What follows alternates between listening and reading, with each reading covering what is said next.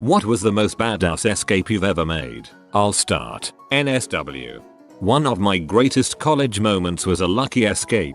I was having a really crappy day and was waiting for the city bus after a rough day of classes. I just wanted to get home, get my buzz on and game a little bit. I was waiting for the bus on a one-way street. Before the bus got there, an SUV with 3 frat guys had pulled up, and they had their window down and were making fun some guy at the bus stop. It's been 8 years maybe, so I can't remember exactly what they were saying to him, but I think he was foreign, possibly an exchange student, but they were blowing this guy a whole lot of crap. As I mentioned, I was already having a bad day, and these guys caught me at the wrong time or something. I'm not confrontational, and I've never been in a fight in my life, but at this moment I was heated. So the light turns green and the guy riding shotgun is hanging out the window and talking crap as they drive away. In a moment of blind rage, I picked up their nearest thing to me, which ended up being a half-drank Starbucks coffee from that morning or something, and sidearmed this thing right at this car. And wouldn't you know it, it was a direct hit on this guy as they are driving away. At some point the lid came off the coffee. I'm not sure if it was before it hit him or afterwards,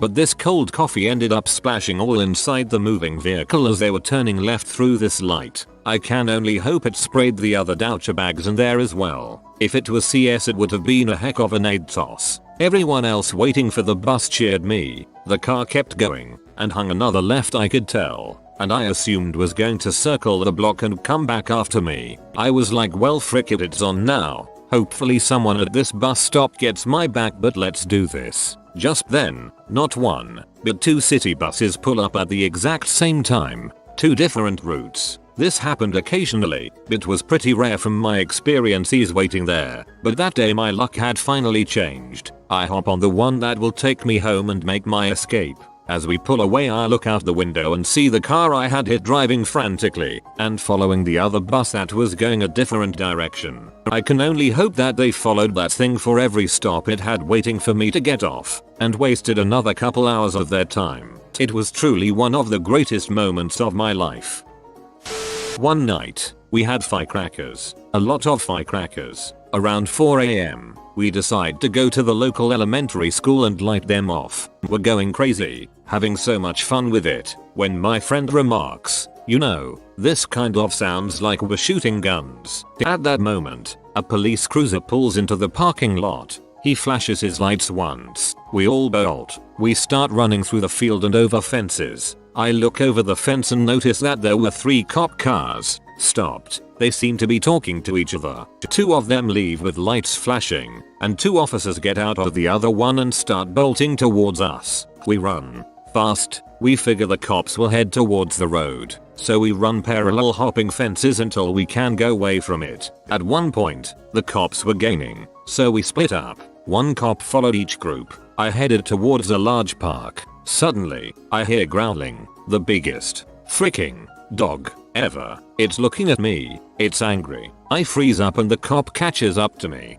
He's coming towards me when I say, "Dude, no, there is a pit bull right there, and it is not happy. I'll come with you. Just don't make any sudden movements." We begin to back away. Slowly, the cop motions me towards a gate. I go first, and he stands guard. As soon as I'm out that gate, I bolt again. I felt bad, but the cop was not going to catch me. There was no way he could move fast enough to not pee off that dog. I got away. The cop was really mad. I could hear him lumbering around while I hid in some trees swearing. Around 15 minutes later, he finds out that some of my friends are cornered and goes to help them out. One friend got caught and charged with a misdemeanor. He ratted no one out. Good times.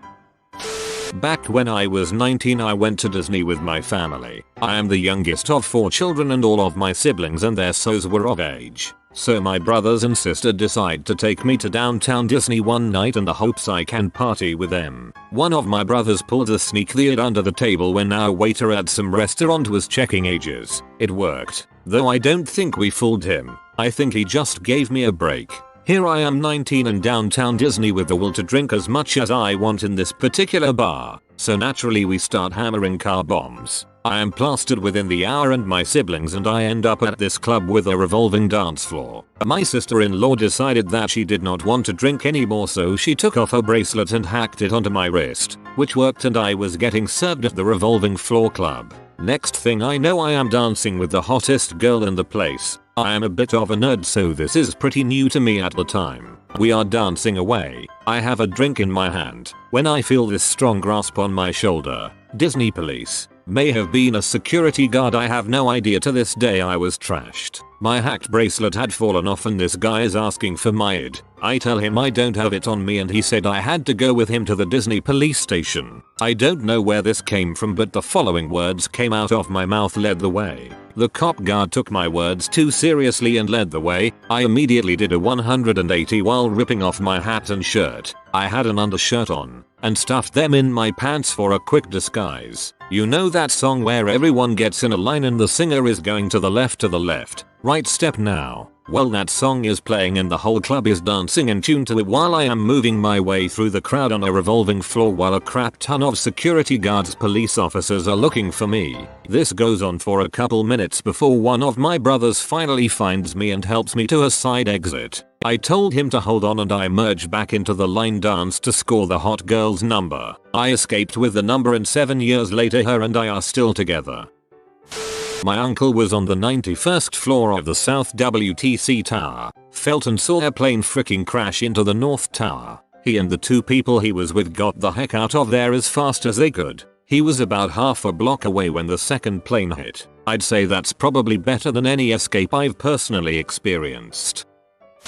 So I was at a college football game visiting my sibling as a teenager. I was drinking quite a bit since this was a college that had excellent tailgating. Also, I had brought a bag of weed with me. I don't know why I brought a bag of weed with me besides the fact that I was smoking with friends before tailgating. Anyways, my sister was able to find me a student ID so that I could sit with her and my friends, who attended the same college, in the student section. After drinking quite a bit, I stumbled to the entrance to the stadium and sat in line to get in. At the front of the line, the security was searching people for hidden flasks because the stadium sold beer and clearly the college wanted to make money. I, as the drunk youngin I was, forgot about the weed in my pocket. The security, unfortunately, found it. So there I was, caught by security, being dragged up to the police table. The cop at the table called for a squad car to come pick me up. At that time, I felt like a trapped animal, sweat and anxiety rushing over me.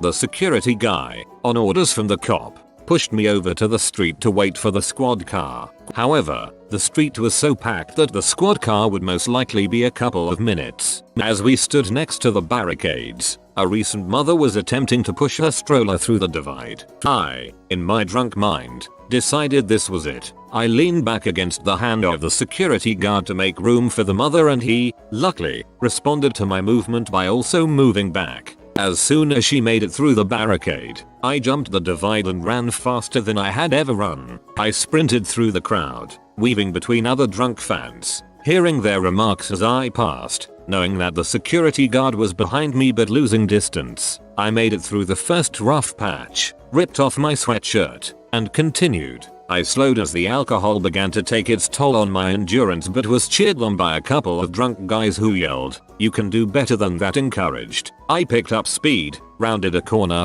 and dove between some parked cars, waiting to see if the security guard had made the distance. Luckily, he did not. After a couple of minutes, I stood up, shaking like heck, and walked across the street off campus. I then proceeded to violently throw up what seemed like the past couple days of food behind an apartment building.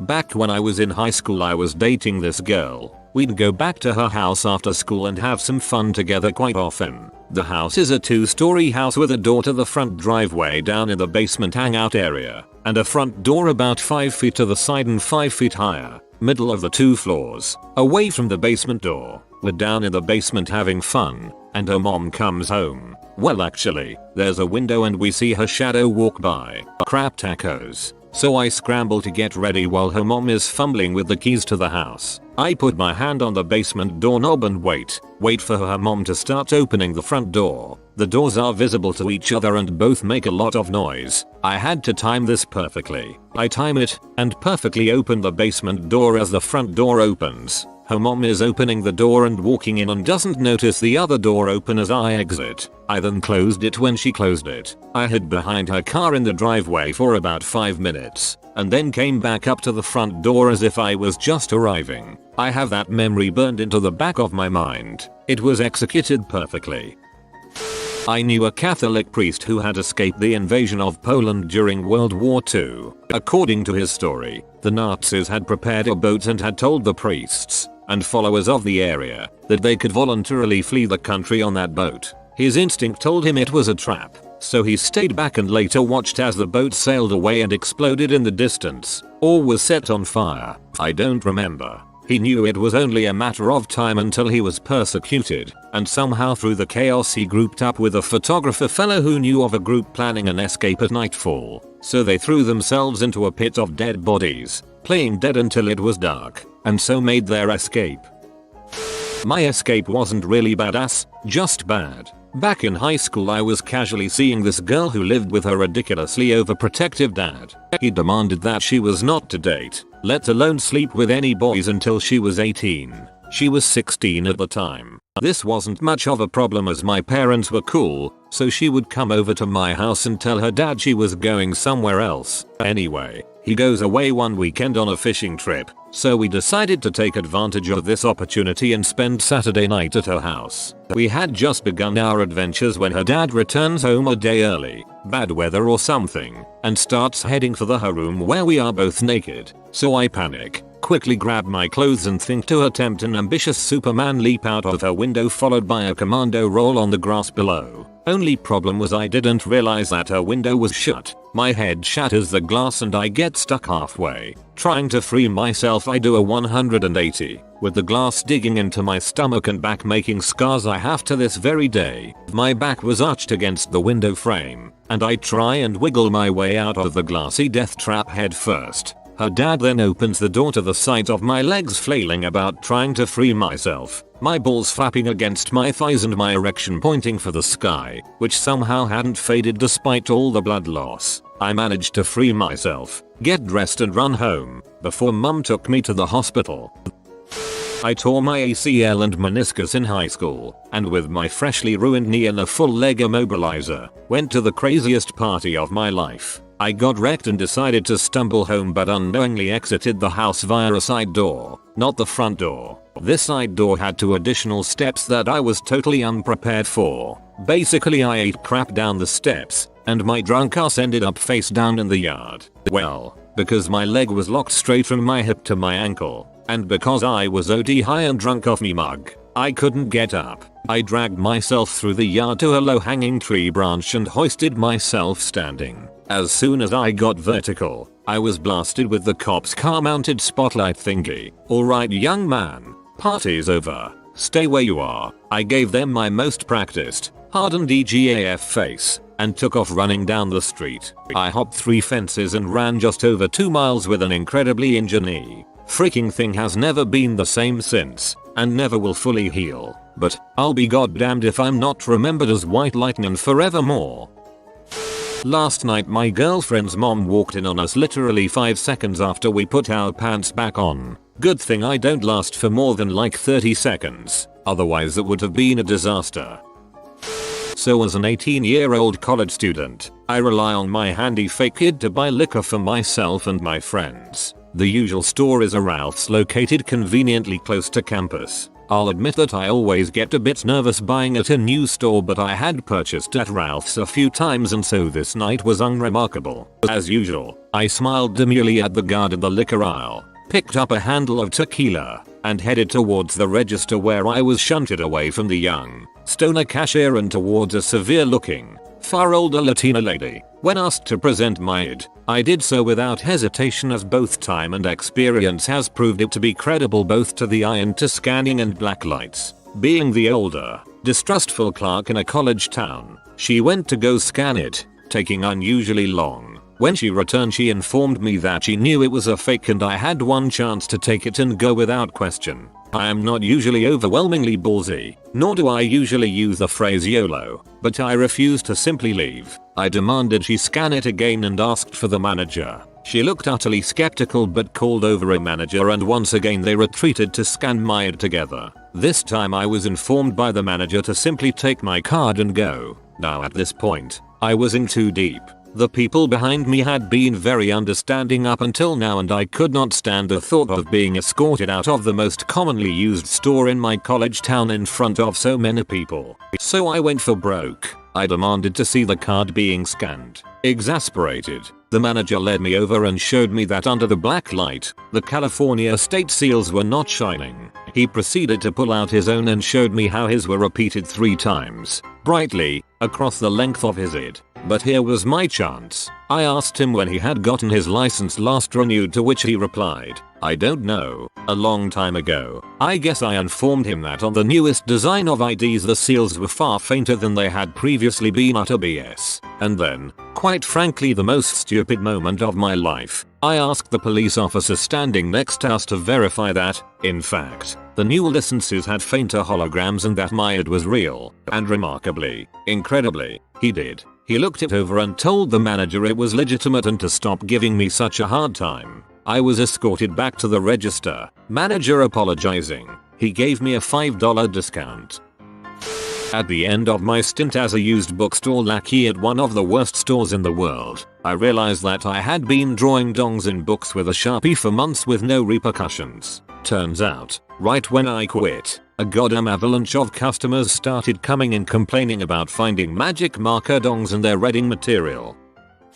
Freshman year of college, me and 4 friends used to always talk about stealing parking gates around campus. Cars used to drive through them during the day, knocking them down. So there was always 1 or 2 lying around for the taking. Of course, being freshmen, this was mostly talk that didn't amount to much. One night, however, when we all had drank enough liquid courage, we decided that that was the night we would actually get them. So we get all dressed in black and head out the door, only to find that the campus authorities had already replaced all the broken ones from earlier in the day. Did we quit and go home? Nope, we started breaking the dang things off. Feeling the rush of that first parking gate, we all get jazzed up for some more and throw the gate into some bushes to pick up later. We just start running buck wild around campus, knocking these things down and hiding them in the bushes. Being very drunk, it takes us a while to realize that nearly every corner we turn there seems to be police officers. And it takes even longer to realize that they seem to be after us. At this point we scatter, and everywhere I turn I'm passing police officers. I even talk to one at one point who asks if I've seen a group of kids knocking down parking gates. Why heavens no, officer, I have not. Somehow none of them seriously turned their attention on me or any of my scattered comrades. One by one we all meet back up behind the student center to gauge the situation. We look around and realize that despite being chased by the police, we all took the time to go back to the bushes and retrieve the parking gates. We have 4 of these bad boys amongst the 5 of us. Turning back home, there is one more police car between us and freedom, and our 5th and final parking gate we had knocked down. Swear to God, we pulled some cartoon crap and casually walked past the police car, about 40 yards away, with the parking gates perpendicular to our bodies, and they didn't notice. We grab the last parking gate and run through some bushes to make it to the back entrance to our dorm. That's not the end though. The next morning we hear from some of the other kids on our floor that were participating in a large hack on the dome in the center of campus that we were all over the police scanners they used to monitor the hacks. Apparently they didn't need to worry about anything that night because all of campus police were focused on 5 idiots knocking down traffic gates. They also heard that they were extremely close to nabbing us several times but couldn't seem to catch us. To this day I have no idea how we escaped. A part of me assumes they must have felt some sort of pity for 5 drunken buffoons zigzagging across campus carrying 10-foot parking gates around. You have been visited by the Be Humble, Be Stay Humble and Believe in Yourself. If you are new to the channel, you can subscribe. I publish new videos every day. Until then, check out another video, or don't. Either way, have a great day you magnificent people.